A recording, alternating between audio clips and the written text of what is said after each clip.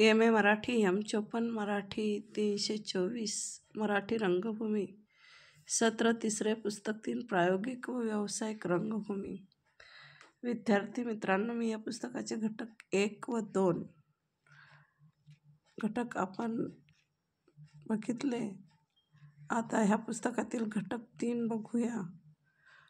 प्रयोगशीलता आणि मराठी नाटक।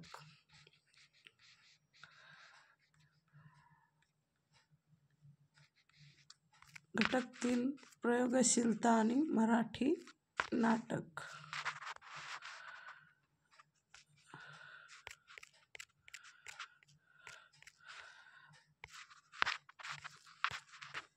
प्रयोगशीलता आणि मराठी नाटक या घटकाचे उद्दिष्ट आहे। या घटकात आपण काही गोष्टींचा अभ्यास करूया, ज्यामुळे आपणास प्रयोगशीलता आणि मराठी नाटकांचा संबंध आणखी स्पष्ट होईल।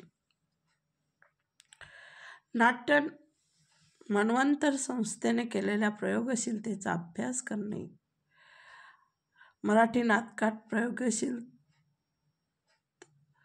प्रयोगशीलता यांचा संबंध तपासणे आणि महाराष्ट्र राज्य नाट्य स्पर्धेत झालेल्या नाटकात प्रायोगिकता शोधणे, महाराष्ट्रातील कामगार रंगभूमीने सादर केलेल्या नाटकातून प्रायोगिकता पाहणे आणि महाराष्ट्रातील नाट्य चळवळीने केलेली प्रायोगिकता तपासणे, एवढे पॉईंट्स आपण ह्या घटकात बघूया। आता प्रास्ताविक की मराठी नाटकांचा 175 वर्षांचा इतिहास पाहता लक्षात येते की मराठी नाटक हे सतत प्रवाही राहिले आणि त्यामुळे प्रत्येक वेळी नाटकाने प्रयोग करण्याचे नाविन्य शोधले। प्रायोगिकतेच्या बाबतीत मराठी नाटकाने पाश्चात्य नाटकांची नक्कल केली नाही, तर स्वतःच एकरूप जागतिक रंगभूमीवर मांडण्याचा प्रयोग केला। प्रायोगिक नाटकात जागतिक रंगभूमीने लेखकाच्या अस्तित्वावर प्रश्न उभे केले, तर मराठी नाटकाने नाट्य लेखकाच्या मदतीने प्रायोगिकतेच्या विविध प्रकारांना रंगभूमीवर आणले। या संपूर्ण प्रकरणात आपण मराठीतील नामांकित नाटकांव्यतिरिक्त मराठी नाटकाने हौशी रंगभूमी आणि नाटककारांच्या चळवळीने प्रायोगिक रंगभूमी प्रगल्भ केली याचा आढावा आपण घेऊया। आधी चर्चा केल्याप्रमाणे प्रायोगिकताही नवीन आशय अभिव्यक्त यांचा शोध घेण्यासाठी केलेल्या नवीन प्रयोगांनी अनुभवलेली अनुभूती प्रेक्षकांना देते। या संपूर्ण नवीन शोधात नाटकाने जेव्हा प्रयोगात आणि आशयात अनपेक्षित बदल प्रेक्षकांना दिले, तेव्हा ही प्रायोगिकता मराठी नाट्य इतिहासात महत्त्वाची ठरली। नाटकांचा आशय अभिव्यक्ती नव्या संकेतांनी मांडताना नाटकांच्या दिग्दर्शनाने केलेल्या नाटकांच्या रंगमंची अवकाशाचा उपयोग हा जागतिक रंगभूमीवरील लक्षवेधी ठरला। घाशीराम कोतवाल चा प्रयोग जर्मनीमध्ये जेव्हा चर्चिलेला आणि समजून घेतला गेला, तेव्हा मराठी नाटकाने आपली प्रायोगिकता जगाला दाखवून दिली। नाटकांच्या प्रायोगिकतेच्या प्रयोगात मराठी नाटकाने प्रेक्षकांना सुद्धा नवीन दृष्टी दिली। प्रायोगिकतेत जगाने केलेल्या प्रयोगात Samuel Beckett, Ionesco, Peter Pirandello, Genet Caryl, Churchill सारखे नाटककार आणि त्यांचे विविध प्रयोग परिचित आहेत। त्यात मराठी नाटकाने सुद्धा जागतिक व्यवसायात मानाचे स्थान मिळवले। विजय तेंडुलकर, महेश कुंचवार आणि सतीश ऑगस्तो बोल सारख्या नाट्य दिग्दर्शकांनी नवनवीन प्रयोग करून प्रायोगिकतेची व्याप्ती प्रेक्षकांना सोबतीने रंगभूमीवर मांडली। कमानी चौकट सोडून प्रेक्षकांच्या सोबतीने प्रायोगिक नाटकाने वेगवेगळे विषय आणि अभिजात कलाकृतींना रंगमंचावर आणले. तिथे मराठी दिग्दर्शकांनी कमानी चौकटीत राहून नवनवीन प्रयोग केले.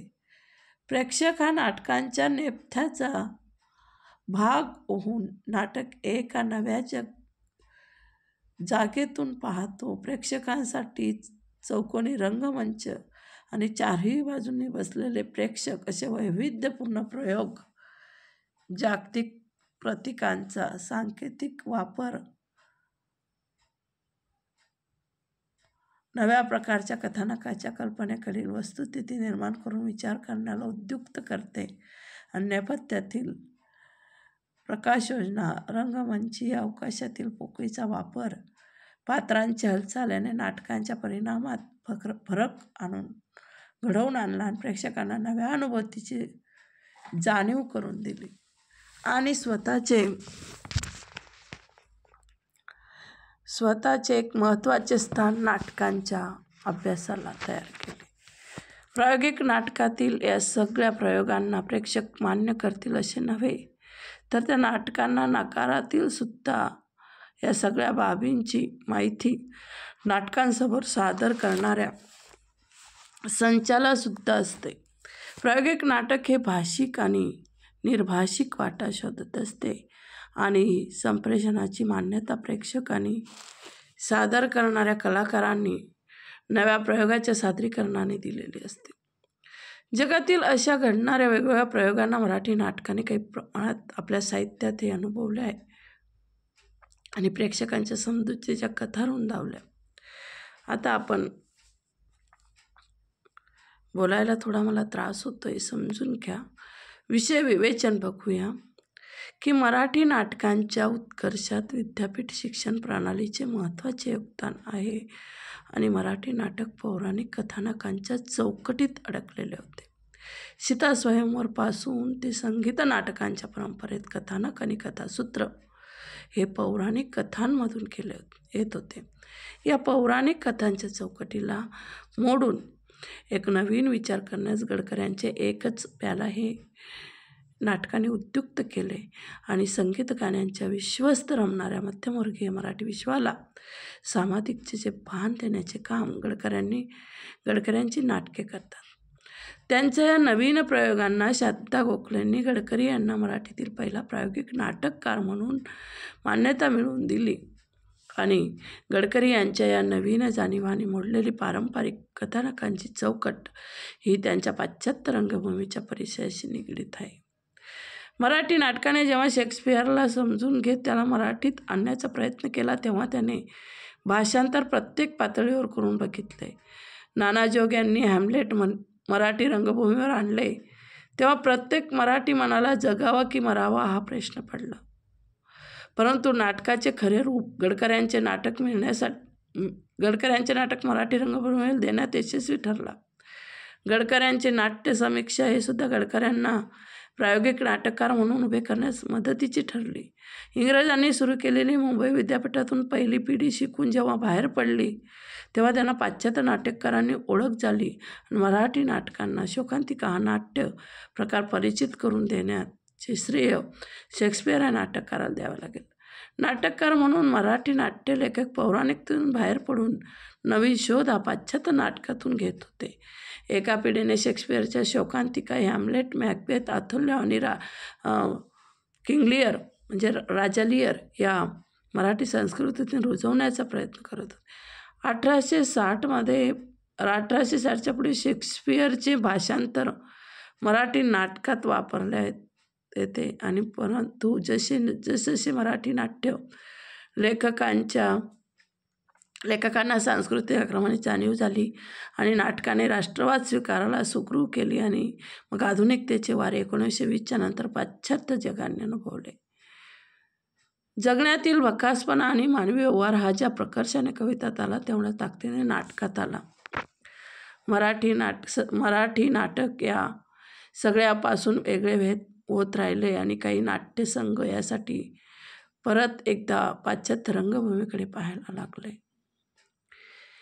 शेक्सपियर नंतर मराठी नाटकाने इब्सेन या नॉर्वेजियन लेखकाच्या नाटकांची भाषांतरे केली आणि आता इब्सेनच्या आधुनिक नाटकांच्या प्राधान्याने मराठी नाटक नवीन प्रयोग करत होते. इब्सेनने मराठीसुद्धा प्रायोगिक करण्यास मदत केली आणि मराठी नाटकांचा प्रायोगिक वाटचालीत समांतर रंगभूमीसुद्धा तेवढीच महत्त्वाची ठरते. समांतर रंगभूमीने नेहमीच नवनवीन प्रयोग केले आणि समांतर रंगभूमी आणि प्रायोगिक रंगभूमीचे नाते तसे वेगळे करता येणे जवळपास अशक्य. मराठी समांतर नाटकाला त्यातील नवीन प्रयोगांना दोनच संस्थांनी, मुंबई मराठी साहित्य संघ आणि इंडियन नॅशनल थिएटरने प्रायोगिकतेच्या पातळीवर नेऊन ठेवले आणि नवीन नाटके शेक्सपियर कालिदासापासून इब्सेन शॉपर्यंत पोचत होती. या नाटकातील नाटकांनी आधुनिक नाटक मराठीला दिले. आत्माराम भेंडे आणि माधव मनोहर यांसारख्या लेखकांनी वास्तववादी युरोपियन नाटकांना मराठीत रुजवले. नाट्य चळवळीसुद्धा प्रायोगिकता वाढवण्यास मदत केली. यासाठी भारतीय विद्याभवन, भुलाभाई देसाई इन्स्टिट्यूट, छबिलदास सारखी छोटी छोटी नाट्यगृहे नव्या प्रयोगांना जागा देत आणि नव्या लेखकांसोबतच नव्या दिग्दर्शकांनी मराठी नाटकात प्रायोगिकतेची एक मोठी चळवळ चालवली. आता आपण प्रयोगशीलता आणि मराठी नाटक यांचा कसा संबंध असतो ते बघूया की मराठी नाट्य इतिहासकारांनी राम गणेश गडकरी यांनी मराठी नाटकात पहिल्यांदा प्रायोगिकता आणण्याचे श्रेय दिले. याच गडकऱ्यांनंतर मराठी नाटकात काही नाट्यसंघांनी पाश्चात्य नाटकांची भाषांतरे मराठी संस्कृतीत घट्ट बसेल या पद्धतीने केले आणि ज्या इब्सेनच्या नाटकाने नाटकात आणि साहित्यात स्त्रीला स्वातंत्र्य मिळवून दिले त्या नाटकांचा प्रयोग मराठीत करण्याचा प्रयत्न झाला.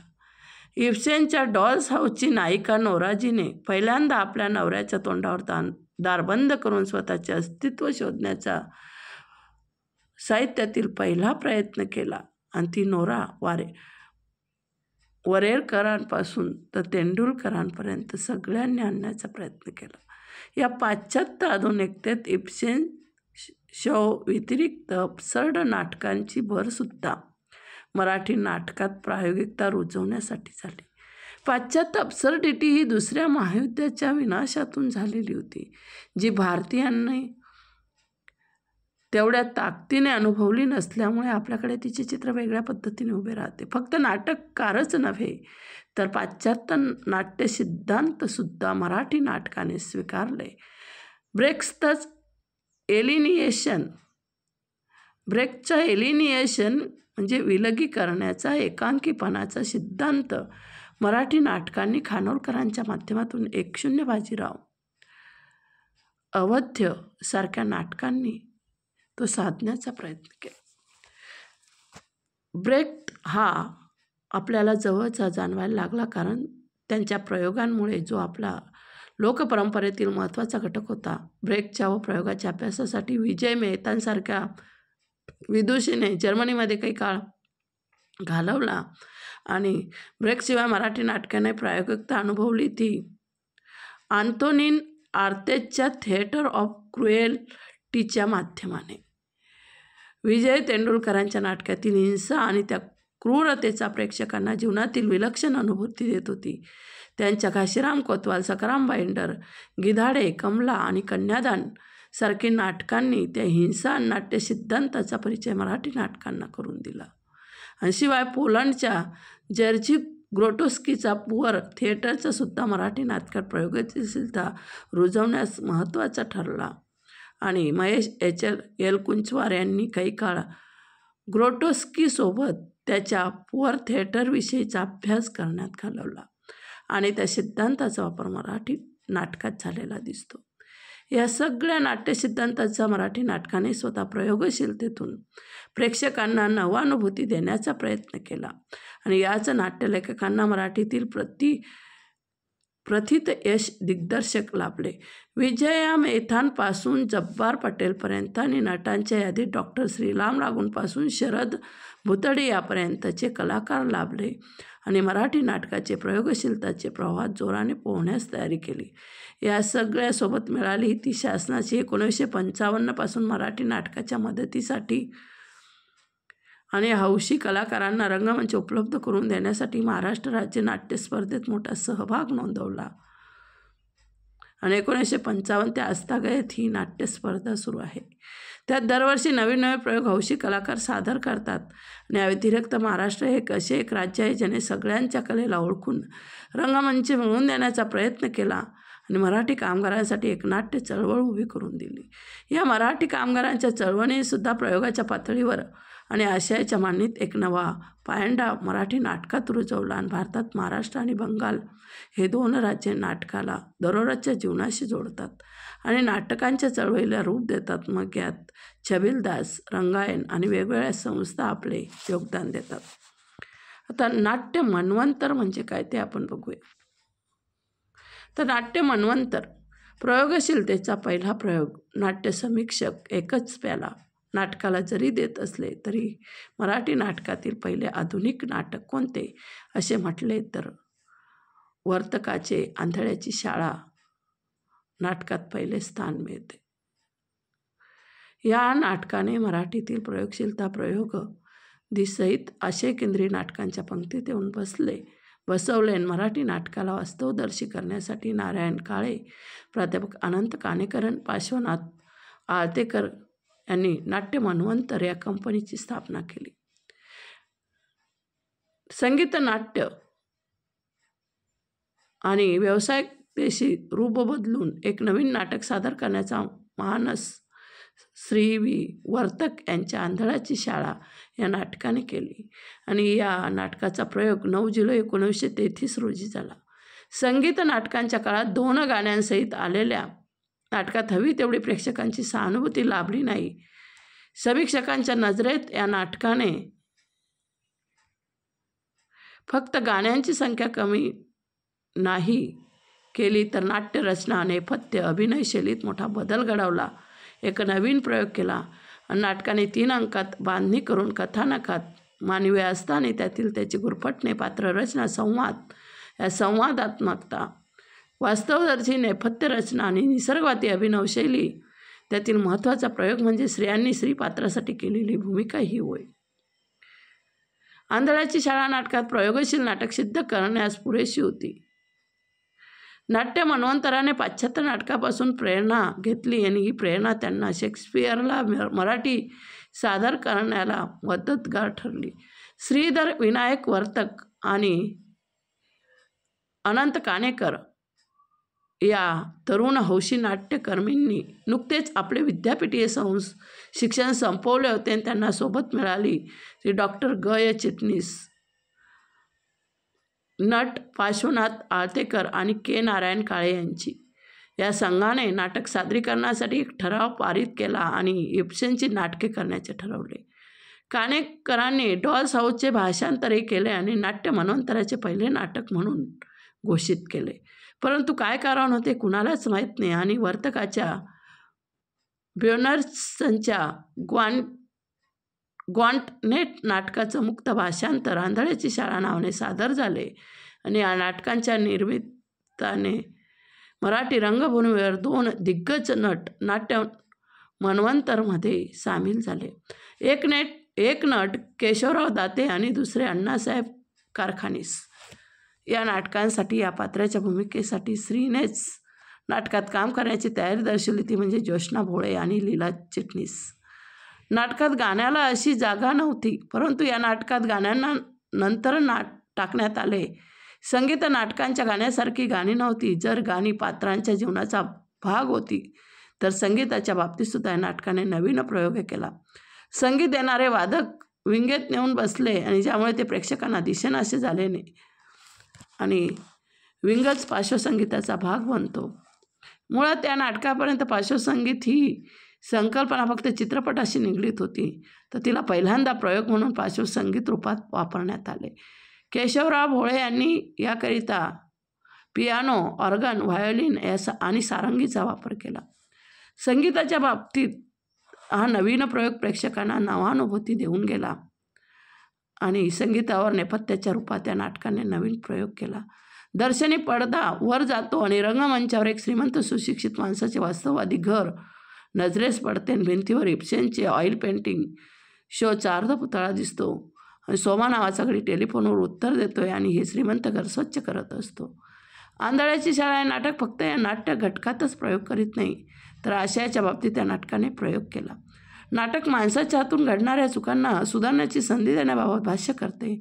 हे माणसांना परिपक्वतेचे लक्षण आहे की त्यांना मानसिक आणि भावनांचा योग्य ताळमेळ बसवला पाहिजे. माणूस चुका करतो आणि कुणीच या जगात परिपूर्ण नाही आणि सगळे चांगले नसतात ही मते पात्रांच्या तोंडी आदर्शवादी वर्तनाला प्रश्नांच्या वर्तुळात उभे केल्याने हे सर्व समाजाला नवीन आणि अनपेक्षित होते. पात्र व रचनेचे मराठी नाटकात वास्तववादी नाटकांची सुरुवात केली आणि वर्तकांच्या धक्का देणाऱ्या आदर्शवादी मुद्द्याला आणि आधुनिक वास्तववादी नाटक उभे करण्याच्या पात्रांची रचना महत्त्वाची ठरते. कोणतेच पात्र काळ्या आणि पांढऱ्याची रेषा ओलांडत नाही.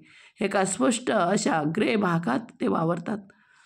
हे नाटक तसे पाहिले तर एक सामाजिक दस्तऐवज आहे. नाटकात समाजातील एका छोट्याशा घटकात बुद्धिवादी श्रीमंताच्या सामाजिक स्तरीवरील बदलातच भाष्य करत त्यांनी ब्रिटिश लोकांच्या जवळ पोचवण्याचा एक प्रयत्न करते. नाटकातील संघर्ष हा पात्रांचा न राहता तो नाटककाराच्या प्रतोदांची समाजातील शिक्षणापासून दूर गेलेल्या युवकांना नवीन संकल्पना समजण्याची जाणवायला लागते. एक नवीन अनोळखी संस्कृतीचे आक्रमण विरुद्ध कसे वागावे या प्रश्नावर भाष्य केले, जो प्रश्न 3 दशकापूर्वी पश्चिम युरोपला पडला होता. नाट्य मन्वंतराला प्रेक्षकांचा पाठिंबा मिळाला नाही, जे सगळ्याच प्रायोगिक नाटकांच्या बाबतीत घडते.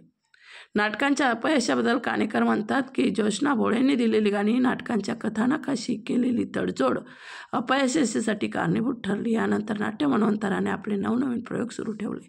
इब्सेनच्या द वॉरियर्स ऑफ हेगलेलँडच्या मुक्त भाषांतर तक्षशिला या नावाने करून सादर केल्याने, परंतु नाटकाच्या वास्तववादाला प्रेक्षकांनी नाकारले. नंतर नाट्य मन्वंतराने काही विनोदी नाटक सादर करून कंपनीला वाचवण्याचा प्रयत्न केला, पण पूर्वीच्या 2 मोठ्या नाटकांच्या तोट्याने कंपनी बंद पडली आणि नाट्य मन्वंतराच्या मराठी नाटकाला आधुनिक करण्याच्या प्रयत्नाला खीळ बसली. मराठी नाटक चित्रपटांशी मुकाबला करीत नवनवीन प्रयोग करीत असताना झालेला अपघात रंगभूमीला मागे घेऊन गेला.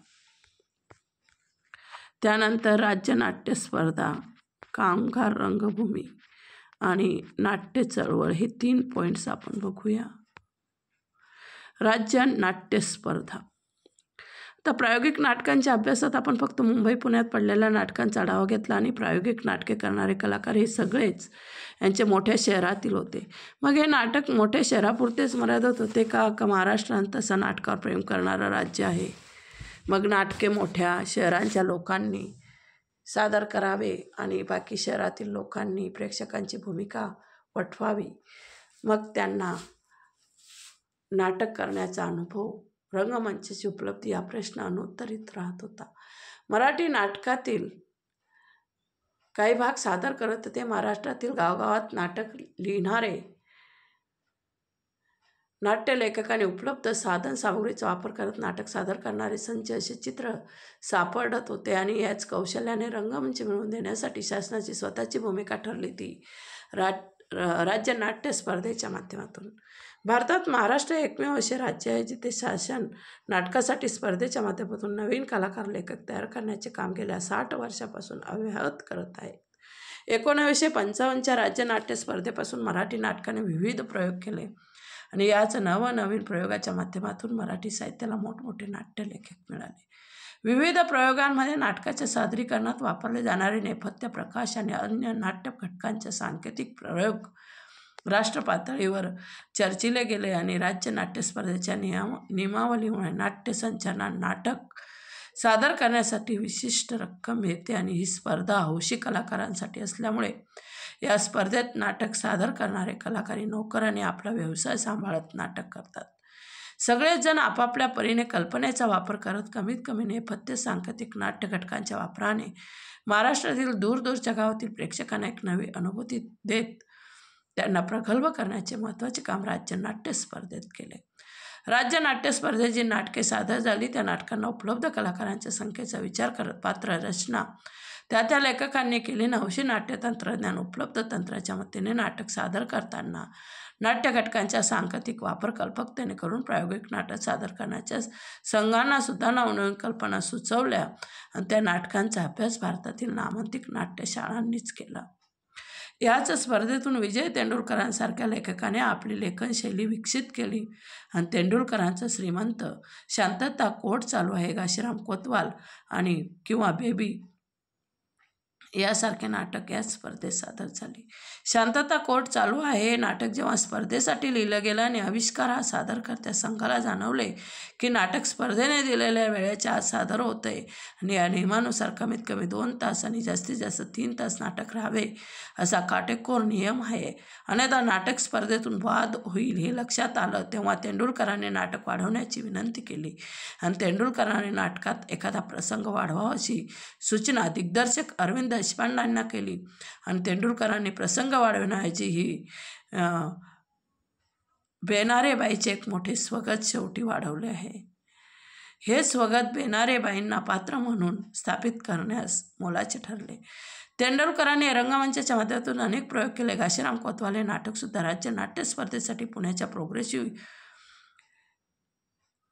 इमॅटिक असोसिएशनने सादर केले आणि जब्बार पटेल सारख्या दिग्दर्शकाचा जन्मसुद्धा याच राज्य नाट्य स्पर्धेतून झाला. नाटकाने जागतिक रंगभूमीवर आपला ठसा उमटवला.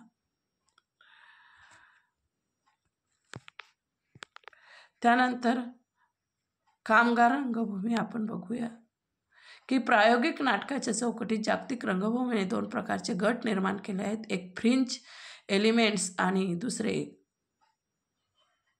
आवागाते. फ्रिंज एलिमेंट्ससारखे हे नेहमी मुख्य धारेला आव्हान करत स्वतःचे नाटक उभे करते आणि किंजला आपण परिघाबाहेर असं मराठी ढोबळमानाने म्हणू शकतो. आवागार्दे म्हणजे म्होरकेपण, सर्वात आधी काही करणे, पारंपरिक नाकारणे, अपरिचिताला सामोरे जाणे या 2 शब्दांमधून प्रायोगिक चौकट मांडण्यात येते. फ्रिंज म्हणजे परिघाबाहेरच्या पल्ल्यात राहणारा वर्ग असा उल्लेख पाहिला तर जाणवेल की मराठी नाट्य इतिहास आणि काही रंगभूमी नाट्यातील प्रयोगांना नाट्यलेखकांना कोणते स्थान दिले नाही. मग त्या रंगभूमीला लोकपरंपरेतील म्हणत त्यांनी वर्गवारी निश्चित केली. महाराष्ट्रातील कामगार रंगभूमी हीच फ्रिंज एलिमेंटचा एक महत्त्वाचा भाग आहे.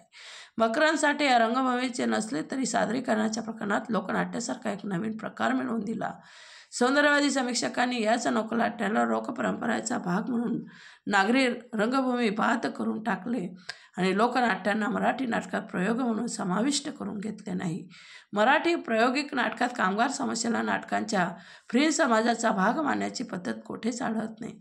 महाराष्ट्रात कामगार हा मोठ्या प्रमाणात वर्ग आहे आणि या वर्गाने आर्थिक प्रश्नासाठी नव्हे तर राजकीय सामाजिक प्रश्नांना वाचा फोडली.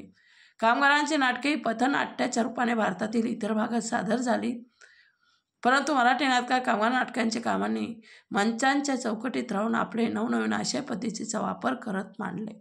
यातील काही महत्त्वाच्या नाटकांनी प्रेक्षकांना राजकीय जाणीव करून दिली आणि अपरिचित समस्या प्रेक्षकांच्या जाणीव जागृत करून गेल्या आणि एका अर्थाने प्रायोगिक नाटकाने जगाच्या पाठीवर करून दाखवले. तसेच नाटकांनी प्रयोग करून दाखवला.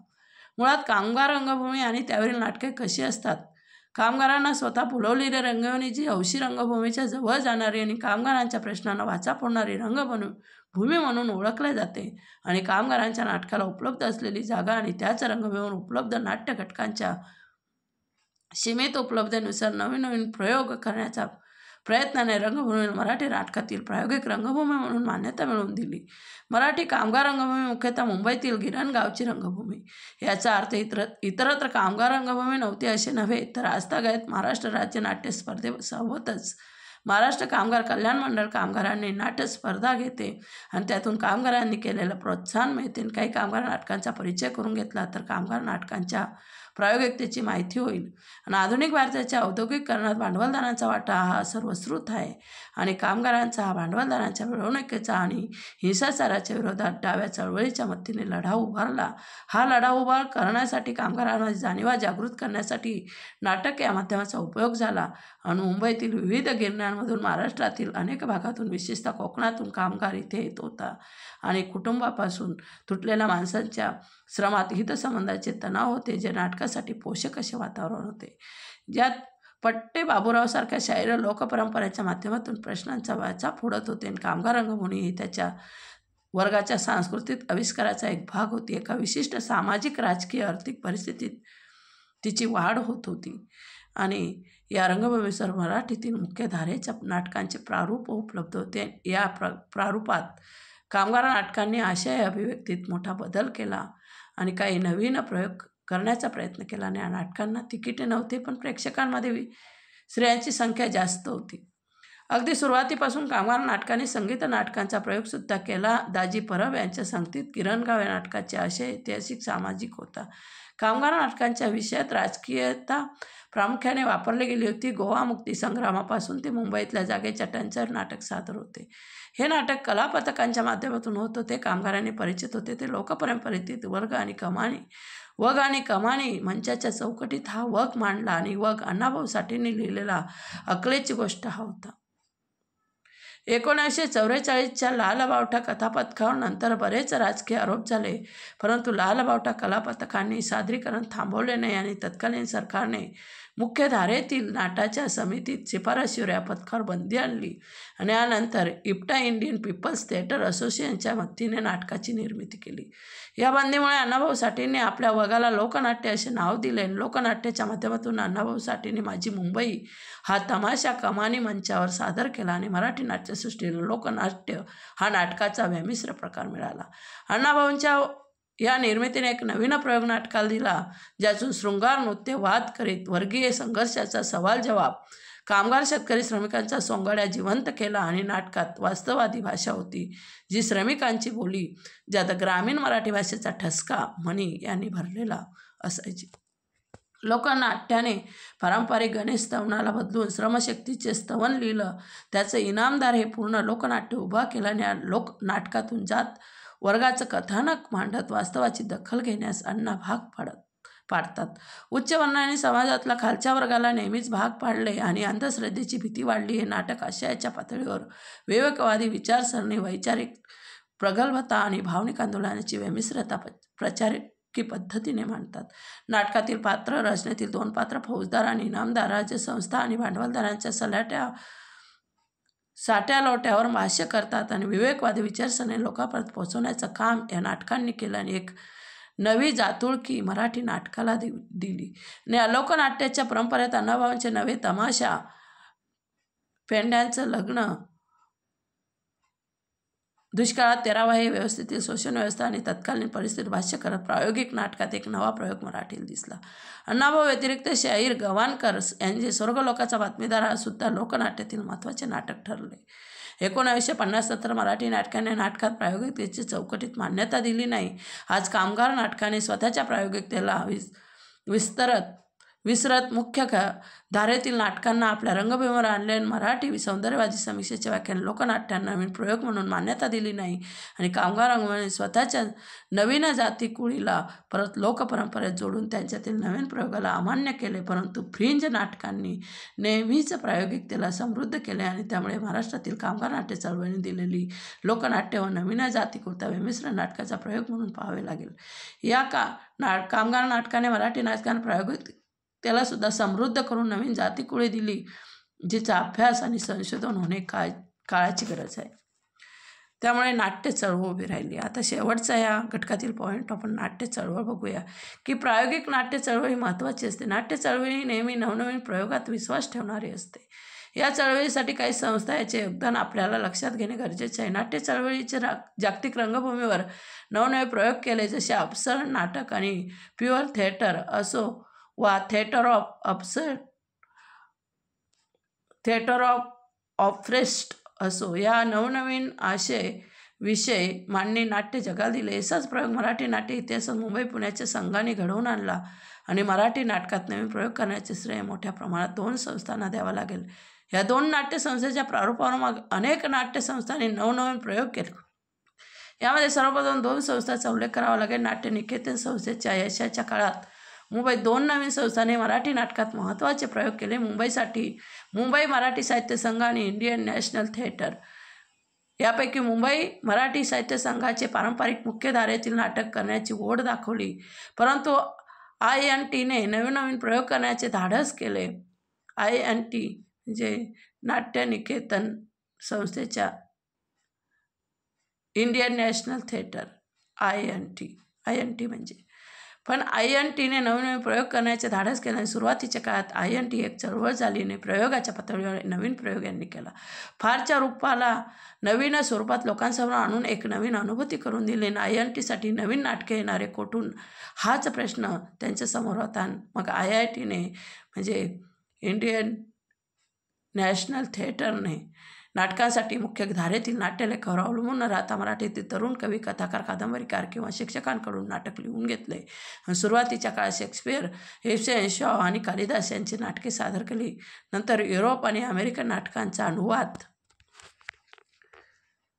भाषांतरे सुद्धा प्रायोगिक नाटकाचा एक महत्त्वाचा घटक आहे. ही गोष्ट लक्षात घेता INTसाठी माधव मनोहर यांनी नाटक भाषांतरी अनुवादित केली, ज्यामध्ये JB प्रिस्टलेच्या स्पिलिंग सर्पंटचे झोपलेले नाग, कॉरेल कापेकचे मदर आणि याची आई आणि क्लिफर्ड ओडेटच्या बॅटिक फॉर लेफ्टीचे डावारेची बाट,